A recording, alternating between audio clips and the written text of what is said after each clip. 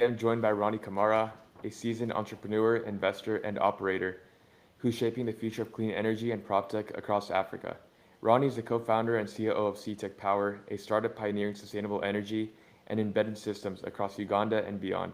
He's also the founder and CEO of African Real Estate Co., a PropTech platform building seamless bridge between developers, realtors, and investors across the continent, from Marrakech to Cape Town. With 20 plus years of experience across sales, startups, insurance, and real estate, Ronnie brings a rare combination of operational discipline, purpose-driven leadership, and a long-term vision for tech-enabled growth within Africa. Ronnie, it's a pleasure to have you on the podcast. Thank you so much for coming on. Pleasure to be here, Zeus. Thank you for inviting me for this podcast. Ronnie, for the individuals listening to us who don't know your background, how you got started, or the work that you do, can you tell us a little bit more about everything that's going on with you? Um, it's been a long journey.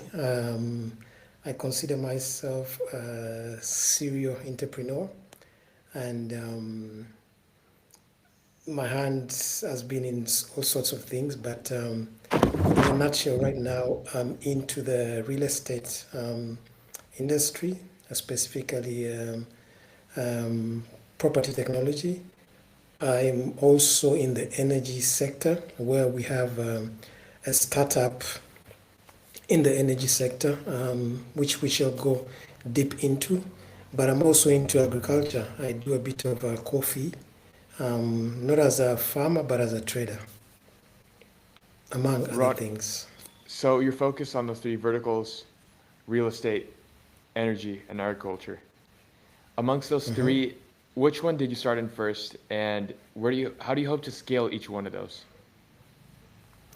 Okay, I started out in, it started with actually, in the three verticals, it started with real estate. When I came back to Africa, because I had my early education in the UK, I did accounts in the UK, then I went to the US. So I lived 13 years away from my home country. When I came back, I saw a gap in the real estate sector whereby there wasn't so much visibility of premium properties online. So we started out with creating a platform where we can showcase prime properties to investors, to renters, buyers, and all sorts. So that's where I started. And then it pivoted down along the years into energy, and that's something else. And then lastly, I've just ventured into the coffee business in the last couple of years now. Ronnie, so when you first started this segment of your business in real estate, what was the biggest lesson in terms of leadership that you learned? Because I imagine coming back from the UK, it must have been different. How did you see the opportunity in the market at the time? Yeah, Africa is is a complicated has complicated dynamics. So you really have to know the terrain in many businesses here. But when it comes to real estate, I realized that one, there's a very big demand for for housing, very huge demand, and then there was limited supply.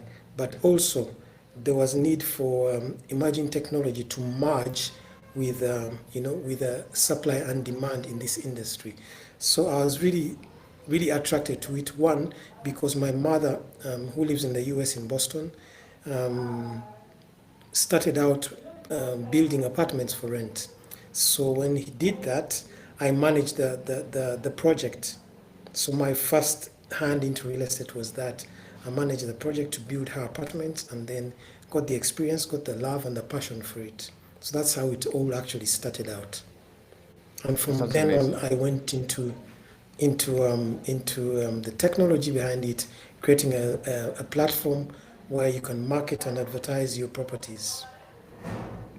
Ronnie, Yes. nowadays there is a big cohesion between prop tech and climate tech. Many of people around the world, they consider them synergistic. How do you see prop tech and climate tech in terms of energy? Do you see a collaboration between the two sectors? PropTech and And climate, you said. Yes, in terms of energy, because I know you said you ventured from real estate into energy. Yes, there is a synergy. There's a synergy there because one of the biggest issues here in Africa is lack of affordable electricity, and you'll find that most households um, either live in blackouts, permanent blackouts, or where they have zoning, where they have power for certain time of the day, and the other times of the day they don't have power. So when you provide like innovative solutions in the energy sector to cover those gaps, you see the synergy, being created in this way, because both are necessary. For one, for growth, for businesses to thrive. Energy, energy, what's the word? Energy provides solutions for properties, for businesses, for residents. So there's a synergy clearly. Ronnie, so CTech Power is your vertical of the energy sector, correct? That's right. What makes you all different from competitors in the industry? How do you stand out? Okay, it's our solution is very unique. That's what makes us stand out because we've created something that a battery solution that provides power almost indefinitely. I'm careful to use the word indefinite because there's cycles to it that of course will have to come to an end. But considering what's on the market, what we have is totally different from what is there. In that the battery we have, for example, can provide power to a household on an unlimited basis, even up to, because what happens when it depletes, it recycles the circuit and recharges itself. So having an infinite loop, you know, providing power in the interim. So basically, it's unique because we haven't seen anything out there like that. There is one person in the south of Africa, in Zimbabwe, that's come up with something maybe better, but so far we're quite unique in that aspect. How were you able to approach these investors when you first got this business idea? It's been a very tough journey because one, many do not believe the technology can be available to offer that kind of solution of indefinite, infinite energy. So it's been one, approaching family members, Hmm. approaching relatives that have the capability and the financing to be able to inject you know their money into our project, believe in our project. So it's been a hard journey. So the approach has been really traditional, and just like a walk in and present our project. One of the other things that I've been doing as the investor relations in the company, looking at investors in the energy sector in my region. So I just sit down on my laptop, go into Google, search and see who is available in the East African region, and then I write to them with a proposal of what we have, and ask them for investments. So it's been a tough run, but right now we have a local investor that we are working with, who's funded the initial um, development of the prototype. So we're still in that journey, and we're still working with him. So hopefully from that we can now scale up to something bigger. Crystal ball, within the next 5 to 10 years, where do you see the energy sector in Africa? Ah, it's going to be massive because one, we have a lot of available renewable energy sources that are still untapped. We have vast landscapes where solar energy can be harvested on a large scale. We have wind corridors that that are really massive, able to provide wind energy on a very massive scale. We have um, the advantage or the disadvantage that has been caused by the lack of reliable power in the African market has created innovations to provide the gaps, to feed the gaps. So you find even in rural, very, very remote areas, having mini grids, having solar powers for even to charge a phone, is just a small gadget. So there's been innovations because of that. So I see the lack of reliable power has caused the thinkers, the developers, the innovators to come up with solutions tailored to the African market. So I see a huge growth in that area in terms of innovation. Alluding back to the same question, where do you see PropTech within the next 5 to 10 years in the African context? Our vision is really massive, and I believe one we shall be in 5 years' time. I see us being a household name, at least within Eastern Africa, providing cheap, affordable, reliable, unlimited energy. Ronnie, how are you currently using artificial intelligence within your ventures? Um, I haven't delved down so much into it. Very curious um,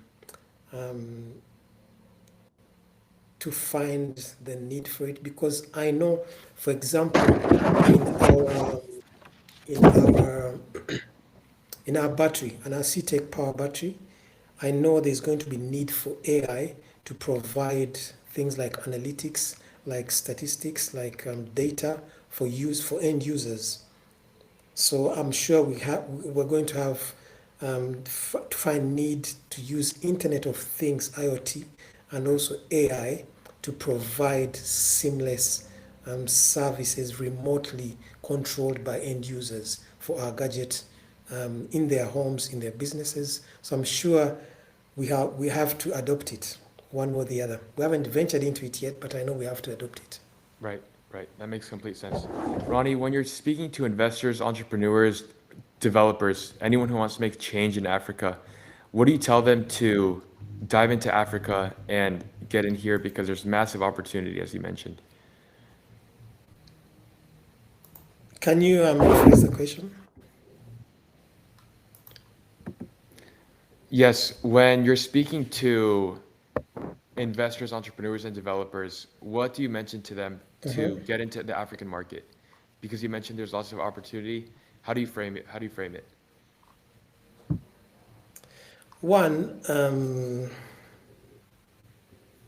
as much as there's a lot of opportunity in Africa, there's also need to have systems in place for investors to approach the market for whatever they're doing. One, they have to have a thorough due diligence for whatever they're venturing into, because there's still lack of adequate data and statistics and in various sectors. So you have to do personal due diligence. That is one. Two, you have to partner with a local expert to help you with the terrain in whatever you're doing. It doesn't matter if it's real estate, energy, or agriculture. You have to work with someone that knows the ropes. You have to understand the market dynamics. They're totally different from Europe or America. Most of the things that have evolved here in Africa is because of the market dynamics. Things have been tailored to suit this market. So you have to understand that before you even venture into anything. And also you have to take a long-term view, have patience in whatever you want to invest in. But in a nutshell, that's normally the conversations I have with potential investors coming in. But the one thing is clear, this is, I think, the next frontier for opportunity on the global scale. Yes, That's I amazing. believe that strongly. Yeah, That's awesome. Ronnie, when you yeah. talk about purpose-based businesses and purpose-driven businesses, can you explain that? Wow, that's a very good question. This one, my belief in God has really grounded me to in the way I run my businesses. One, I don't really look for the profit alone, but how to give back to community, how to impact the community and the society positively. This is one of my main drives. And to give an example, I'm fond of going or creating close relationships with my employees to better them, to give them mentorship, to give them added skills. Even when they leave the workplace, they can stand on their own. So I look so much to giving back. So purpose driven. I have a purpose. My purpose is not to really make money. That's just a bonus, but to empower others, to uplift others, to leave a legacy, a positive legacy to other generations. So When I'm did very you, passionate about the youth. I'm very passionate about men being, influencers wherever they are. So whenever I can, I give back in that aspect, even in my business. Ronnie, there's a lot of people in this world who never find that calling or who find it late in life. What was the thing that enabled you to find it early? Would you say it was your faith, or was there a certain event or some other thing that caused you to change this way? It was faith, but also my upbringing. Um, my father passed away. It's maybe over 30 years ago, 1997, and he was he was a moderate middle class. I could classify him as a middle class earner. He could afford the basics in the family. He could pay our tuition in school, but there was a bit of struggle here and there. But that drove me so much, one, to be an entrepreneur, to not have to lack. But then my faith brought the balance to have a purpose in whatever I do. My faith for me is the driving factor each and every single day. Because I believe without that, I'm nothing truly. Ronnie, what would you tell people who are struggling balancing faith and entrepreneurship? How have you been able to handle it? Good question. One, you have to have priorities. You have to have priorities. Number one priority, if you want to balance your faith and business, one, God first in everything. Everything else comes close. One of my favorite verses is seek first the kingdom of God and his righteousness. Everything else will be added unto you. So if you put that first as priority, everything else works in place.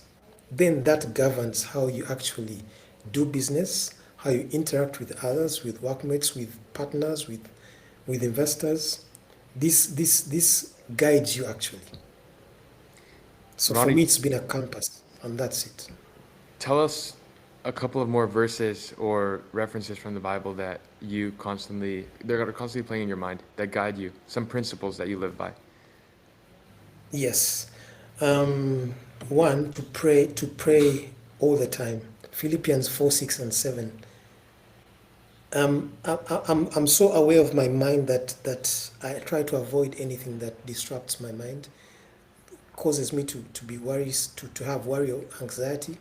So Philippians 4, 6, and 7 says, do not be anxious for anything, but in everything with prayer and supplication, with thanksgiving, present your requests to God. And then the peace that surpasses all understanding will guide your hearts and minds in Christ Jesus. So this verse has been really, it's taught me how to pray, for one. That when I come to God, it's not, one, I should not be ruled by anxiety. If I make a decision when I'm anxious, oftentimes it's going to end up the wrong way. But if I make a decision when I have His peace, then it's going to guide me, my heart and my mind in the right way. And I know that whatever I ask Him, He's going to provide if I'm not anxious, if I'm grateful, if I'm thankful, if I have that gratitude. I know if I ask Him, I just give thanks. I know it's going to happen one day or the other in His perfect timing. So this is one of my favorite verses. Another one that I like is He has given us the power to make wealth. God has given you the power to make wealth, meaning that you cannot give an excuse that you don't have, you can't afford anything, you don't have finances. You have to start where you are. He told Moses that, what do you have in your hand? He had his walking stick. He used that to display the power of God before Pharaoh. It turned into a snake to show him that he actually was serving a high God. So, what do you have in your hands? Start with that. The internet is vast with a lot of opportunity. Just do something, you know. Have a That's amazing. skill. There's so many free YouTube lessons. Yeah, so there's no excuse. He's given us the power to make wealth, his people. So there's no excuse. That's amazing Yes. advice. That's amazing advice, Ronnie. You know, I myself have struggled between having that peace of mind when it comes to business Mhm. and the the quotes that you just mentioned. They really stick to me. So I appreciate you for sharing that. Thank you, thank you, thank you, Yes, Ronnie, I wanted to thank you. ask you during business obviously can have its ups and downs, and during the tough Mhm. times, what do you lean on, and how do you deal with the tough times, not just in business but in your life? Zeus, it goes back to God. I'll give you a clear example today.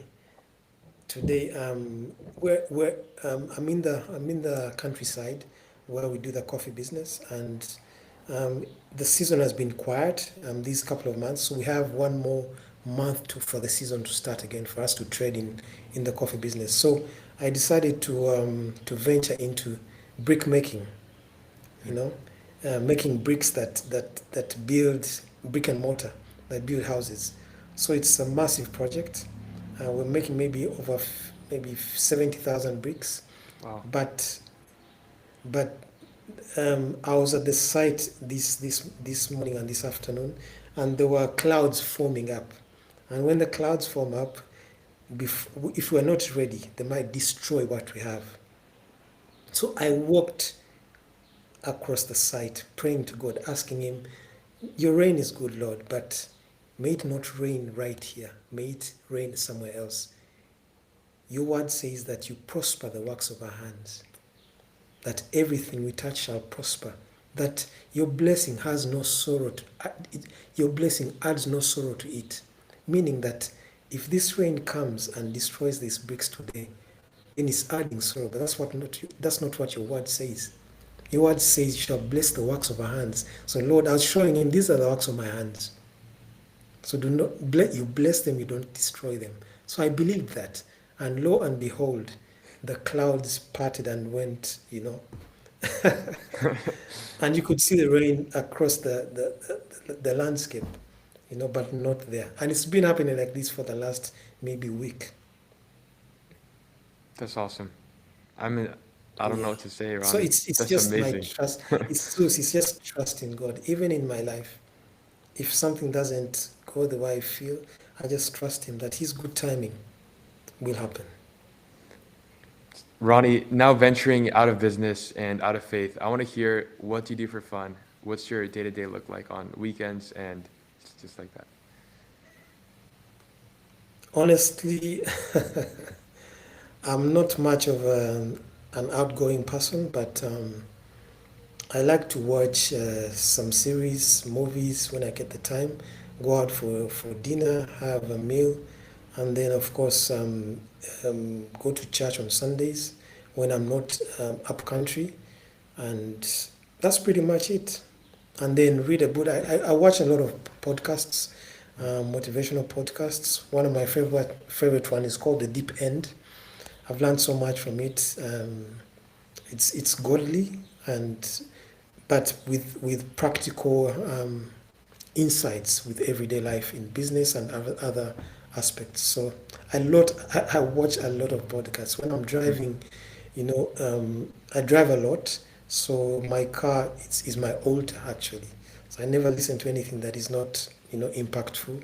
So I'm normally listening to sermons or podcasts You and I about share this. business, about God, Yeah. and that's it. Yeah. I was gonna say that you and I share the same commonality. Whenever I'm on the road, I'm also listening to podcasts as well. So Right, that's awesome. right. That's the best time to actually listen to them, Yeah. you know? Yeah, Ronnie, now as we wrap up this podcast, I have three more questions for you.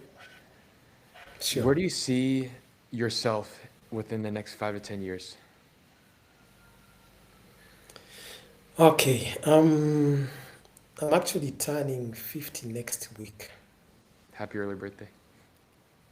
Thank you, thank you. And I had asked God that when I turn that Jubilee year, because I know in the spirit is a very big thing, that I should be in a place where I'm in the best shape of my life health wise, and I'm doing well financially, and I have a positive impact to others. And many of these things I've ticked off. I have ticked off. But where do I see myself in 5 years? I'm leaning more towards impacting others, men to be good husbands, good fathers, good influencers in society, wherever they're called, and being mentoring youth in the godly perspective. This is where I'm looking to lean to. I believe my calling is more so much into that, and also marriages, That's awesome. doing business in the way of God. In my church, we are setting up. It's called Vantage Council, where we meet with business leaders in the community and you know try to teach them into the way of doing business, the godly way. So I'm hoping for this to grow into something that really is positive, whereby if you need to do a project in church, you have funders within the church. You don't have Hmm. to go outwards to seek for this funding, but you have people of God that can actually do it. That's So yeah, awesome. I'm seeing myself involved in such initiatives going forward. Ronnie, my next question is, what legacy do you want to leave behind? Huh. Good questions. It's um, I want to I want to leave a footprint of the fact that if I was a full bottle, by the time I leave this earth, by the grace of God, it will be empty. That whatever He's given me has been utilized, has been used out. And it still leans back to God that whatever I do, if be it business, if someone looks at my businesses, he'll have a track record, he'll look at the track record that is clean, that is with integrity and honesty. This is what I want to teach the next generation, not only my children, but the next generation. So my legacy, to be honest, I haven't thought much about it, but it's still evolving, I believe. Right. And Ronnie, my last Yeah. question is, what would be the piece of advice that you would give to your 20-year-old self? What would you tell 20-year-old Ronnie? Oh, wow. 20 years I was in London actually, and I was studying in London, and I didn't know God then. There's so many opportunities, but I believe I was just enjoying life. I didn't have any purpose. I would, one, I would advise myself to give my life to Jesus Christ. That's the very first thing. If if possible, if I'd done that, wow, I would be so far off right now. But I found God in my latter years. But also, um, to to complete some of the things that I'd started doing then. There are so many opportunities that I left out, that I left um, untapped, I left undone. And going back, I would tell myself, one, seek God first, and walk in integrity and humility and honesty in everything, and invest back home. Because if I had bought land then at my 20-year-old, wow, this land that I would have bought, let's say, let me give an example, three to $5,000 would be now worth. $200,000. Wow, Yes. that's incredible. So I would invest in real estate Sounds good. if I could go back Yeah. to be 20. Yeah. That's the greatest piece of advice, Ronnie. This has been a great podcast. Where is my audience able to find you? Where can people find out about C-Tech, the project that you're doing, and everything concerning you? Okay. I have my online my LinkedIn profile, linkedin.com /Ronnie RONNIE dash Kamara KAMARA. That's my LinkedIn profile. It has everything that I do. Then my personal email, Ronnie Kamara at gmail.com. I get all my emails, up to the minute, if possible, and my websites, africanrealestate.co and ctechpower.com. Sounds good, Ronnie. I appreciate you so much for coming on the podcast. It's been a pleasure. I feel at peace talking to you because by the grace of God, I've been introduced to you, and I'm hopeful for the future. So thank you so much. Likewise, thank you so much, Zeus, for this opportunity. Awesome, Ronnie. I'll be in touch. Bye bye. Bye. Cheers.